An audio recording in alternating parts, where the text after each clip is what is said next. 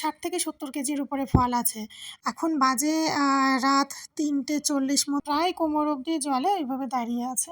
একদম সামনে থেকে সূর্য ওঠা দেখলাম, তাও আবার সেটা পাহাড়ের মাঝখান থেকে। গুগল টাইম দেখছিল সবাই, বাড়ির ধারে কাছে, তাও এত সুন্দর জায়গা। ওটা কিন্তু আমাদের সোসাইটিরই মন্দির। মানে hello everyone, welcome back to my channel. নিয়ে এলাম তোমাদের জন্য ছট পুজোর পার্ট 2 এর ভিডিও।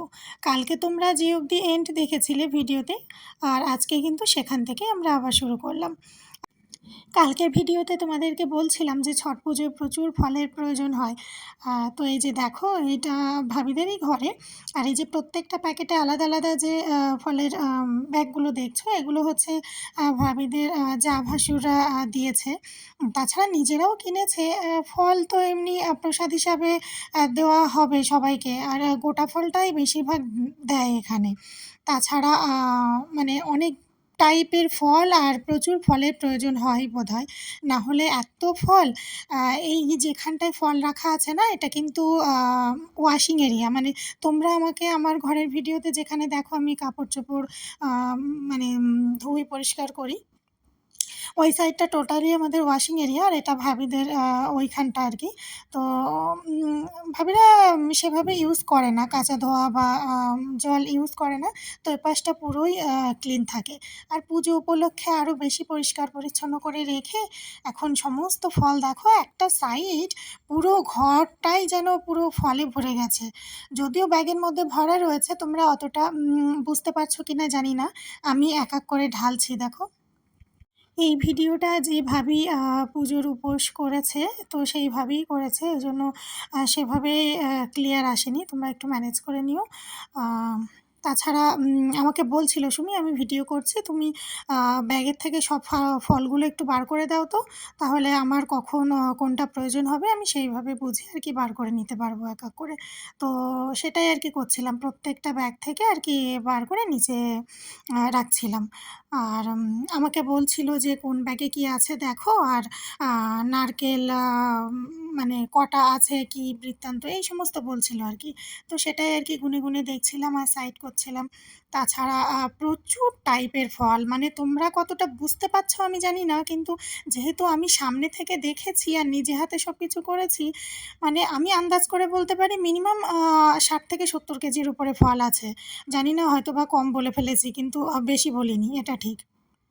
কালকের ভিডিওতে তোমরা যেখানে এন্ড দেখেছিলে, তারপর আমরা এগুলো করছিলাম, মানে ফলগুলো সাজিয়ে গুছিয়ে রেখে তারপর আবার চেঞ্জ করে, মানে কাপড় চোপড়ও চেঞ্জ করে ফ্রেশ হয়ে নিয়ে এর পরপরই তো আবার রাতে বেরোতে হবে। তাছাড়া প্রত্যেকেরই তো ঘরে আবার রান্নাবান্না, আমাদের নিজস্ব কাজকর্ম তো আছেই। মানে আমরা যেহেতু উপোসে নেই, তো আমাকে তো ঘরে খাবার বানাতে হবে। তো এগুলো করে সব কিছু সাজিয়ে গুছিয়ে রেখে আমি আমার মতো ঘরে এসে সব কিছু কমপ্লিট করে আমি শুতে শুতে তাও বেজে গেছে আমার প্রায় 12টার কাছাকাছি। আর এখন এই দেখো, আমরা আবার বেরিয়ে গেছি। আজকে যেহেতু থার্ড ডে, মানে ব্রত শেষের দিন, এখন বাজে রাত 3:40 মতো। রাতই বললাম, কারণ না তো এই সময়কে ভোর বলে, না তো সকাল। তো এই যে এখন বেরিয়ে গেছি।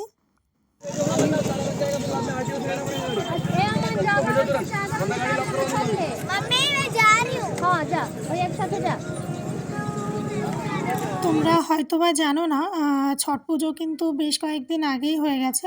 মানে সে সময় আমার ফোন খারাপ হয়ে গিয়েছিল, তো তখন তো আমি আমার ফোন থেকে ভিডিও করতেই পারিনি।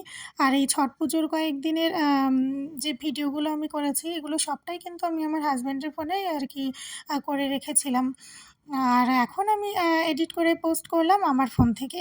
কিন্তু যেহেতু আমি খুব পুজোটাই এনজয় করেছি, মানে খুব ভালো লেগেছে আমার, ওই জন্য আমি ভেবেছিলাম যে যেদিনই হোক না কেন আমার ফোনটা ঠিক হয়ে গেলে আমি এই ভিডিওটা তোমাদের সাথে শেয়ার করব। কারণ কলকাতায় তো আর মানে আমরা বাঙালিরা সেভাবে ছট পুজো কখনো সামনে থেকে দেখিনি না।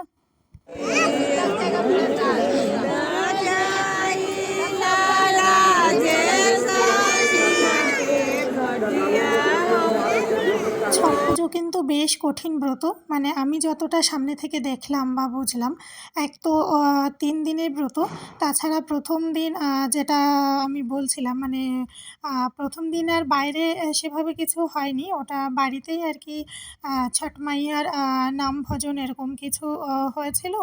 আর এমনি ঘরে একটু পুজো হয়েছিল। তাছাড়া সারাদিন উপোসের পর গিয়ে সন্ধ্যার পরে ভাবি ভগবানের জন্য আর কি পায়েস বানিয়েছিল।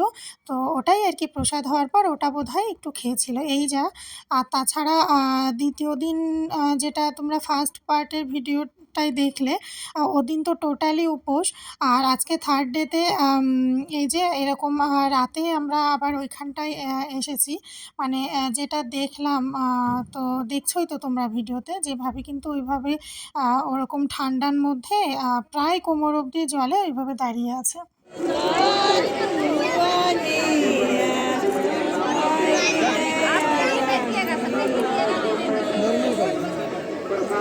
এখানে যারা এসেছে এরা সবাই কিন্তু বিহারি, মানে বিহারের মানুষজন। তো বলতে পারো যে বিহারের মানুষজন গুজরাটে কেন, সবাই কর্মসূত্রে যে যার মতো বিভিন্ন জায়গায় রয়েছে, তাই বলে তো আর পুজো উৎসবকে ভুলে যেতে পারে না, না? তো এটা যেহেতু ছট পুজোটা বিহারিদের মানে তাদের প্রধান উৎসব, তো যেখানেই থাকুক না কেন অবশ্যই পুজো তো হবেই। তো দেখছো, একে তো এত রাত, তারপর যারা যারা উপোসে রয়েছে তারা তো ওইভাবে ঠান্ডার মধ্যে অতটা জলে ওইভাবে দাঁড়িয়ে রয়েছে পূর্ব দিকে ফিরে, মানে যখন সূর্য উঠবে তারপর সূর্যদেবকে প্রণাম করার পর আর কি ব্রতভঙ্গ হবে। আজকে জানো তো আমি একদম সামনে থেকে সূর্য ওঠা দেখলাম, তাও আবার সেটা পাহাড়ের মাঝখান থেকে, মানে কী যে ভালো লাগছিল কি বলবো। তো ভাবি বলছিল যে এটা ভীষণ কঠিন ব্রত, মানে প্রথমে শুরুর 2-3 দিন আগে থেকে। তো আর এটা বলছিল যে এরকম, মানে এই ব্রত সবাই করতে পারে না।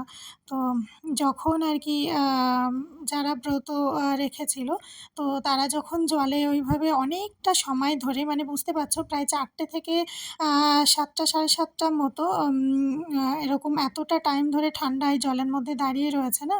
তো বুঝতে পারছো উপসে আছে, তার উপর ঠান্ডায় অতটা জলের মধ্যে অত সময় ধরে, আরও রাতের অন্ধকারে ওইভাবে, মানে তাদের কী অবস্থা হচ্ছে।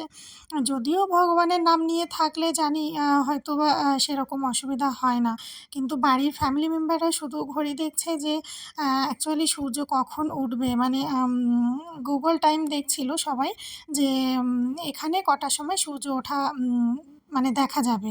তো সূর্য উঠবে, তারপর আর কি সূর্য দেবতাকে বরণ করে আর কি কাজ ছিল সবটা ক্যাপচার হয়নি।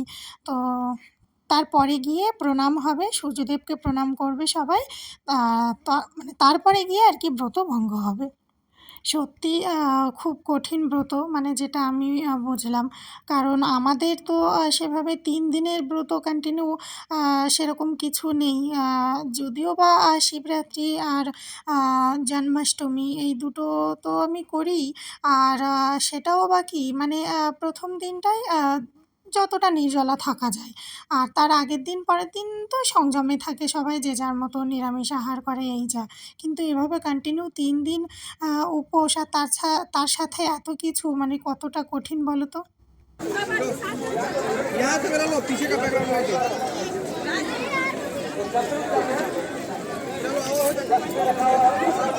ए पब्लिक घेरने के अभी चाहिए रोड पके घेरने से लाता नहीं घेरने। আর এখন সব কিছু সেরে আমরা বাড়ির দিকে ব্যাক করছি। মানে এখন রাস্তায় উঠে আর কি গাড়িতে উঠে যাব। আর এই ভিডিওটা দেখো আমি অনেকটা উঁচুতে দাঁড়িয়ে করেছি, মানে কি যে সুন্দর লাগছে জায়গাটা, কি বলবো তোমাদের। মানে তোমরা ভিডিওতে যতটা না সুন্দর দেখছো, সামনে থেকে কাছ থেকে আরও অনেক বেশি সুন্দর। বাড়ির ধারে কাছে তাও এত সুন্দর জায়গা রয়েছে, যেটা জানি কিন্তু কখনো আসা হয়নি। তো আমি তো এসে পুরো ইমপ্রেসড হয়ে গেছি। আর এদিকে মণ্ডল মশাইকেও বলছি যে চলো এবার থেকে আমরা সপ্তাহে 1 দিন 2 দিন করে গিয়ে ঘুরে আসবো। এই প্লেসটা কভার করতেই দেখো আমরা সিঁড়ি দিয়ে যেই না রাস্তায় উঠেছি, পাশ থেকে হেঁটে যেতেই আর কি মানে এটা পাশেই আর কি এখন যেটা তোমরা দেখতে পাচ্ছ একটা গার্ডেন। আমি তো বুঝতে পারছি গার্ডেন, কিন্তু মনে হচ্ছে যে ভেতরে লোকজন আছে, তার মানে মনে হচ্ছে যে না পার্ক হয়তো বা। কেন কি অনেকে বসে আছে, ঘুরছে দেখতে পাচ্ছি। তো তাছাড়া অপোজিটে দেখতে পাচ্ছ তোমরা পাহাড়ের কিছু অংশ দেখা যাচ্ছে। যদিও এটা সকালের ভিডিও রেকর্ড, ওই জন্য অতটা বেশি ক্লিয়ার নেই। আর এখন দেখতে পাচ্ছ মানে কালকের ভিডিওতে যারা ওই যে ঝুড়ি ভর্তি মাথায় নিয়ে আর কি গিয়েছিল, ফার্স্ট পার্টের ভিডিওতে তোমরা দেখেছো, ওখানে প্রথম দিনে যা যা কিছু করার ছিল ওগুলো তো করার পরে সেরে আবার সেদিনই সন্ধ্যায় বাড়ি ফিরে আবার রাত অর্ধেক হতে না হতে আজকের যেগুলো যা ছিল সেগুলো সেরে আজকের উপোস ভঙ্গ। মানে কি বলবো তোমাদের, এত কথা বলার মেন উদ্দেশ্য হলো যে ঝুড়িটা যে কতটা ভারী সেটা বলার মতো না। এত পরিমাণে ভারী ভারী ফল ওর ভিতরে, আর কি মানে ভীষণ বড় ভীষণ বড় ঝুড়ি, আর তার উপরে অত অত ফল। তো এই যে পুরুষ মানুষরাই মাথায় নিয়েছে, মেয়েদের তো সাধ্যই না। আর এখন আমরা এই যে গাড়িতে আর এই বাচ্চা আর পাশে ইয়েলো কালার শাড়ি পরা যিনি, ওটা ভাবিদের কোনো রিলেটিভ হবে। ওনারা প্রথমে আসার সময় যাওয়ার সময় গাড়িতে ছিল না, ওই জন্য ওনারা যেহেতু এক্সট্রা, আর শেষে গাড়িতে একটু চাপাচাপি হয়ে গেছিলো ফেরার সময়, এই আর কি। কথা বলতে বলতে দেখো আমরা বাড়ি পৌঁছেও গেছি। আর লেফট সাইডে তোমরা একটা সাদা মন্দির দেখতে পাবে, সাদা রঙের, ওটা কিন্তু আমাদের সোসাইটিরই মন্দির, মানে এখানে ভোলানাথ রয়েছে। তো আজকের ভিডিওটা বন্ধুরা এখানেই এন্ড করছি। ভিডিওটা কেমন লাগলো অবশ্যই কমেন্ট করে জানিও। খারাপ লাগলে খারাপই না হয় লিখো, ছট পুজোর ওই দুটো পার্টের ভিডিওই। আর ভালো লাগলে একটা লাইক অন্তত করে দিও। আর আমার চ্যানেলের নেক্সট ভিডিওগুলো পেতে অবশ্যই চ্যানেলটাকে সাবস্ক্রাইব করে রেখো। আর পরবর্তীতে কিন্তু আরও খুব সুন্দর সুন্দর ইন্টারেস্টিং সব ভিডিও আসতে চলেছে।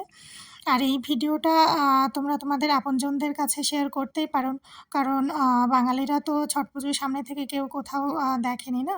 তো শেয়ার করলে কী হবে, তারাও একটু দেখতে পাবে। দেখা হচ্ছে সুন্দর একটা ইন্টারেস্টিং ভিডিওর সাথে। ততক্ষণ পর্যন্ত তোমরা সবাই খুব ভালো থেকো, সুস্থ থেকো।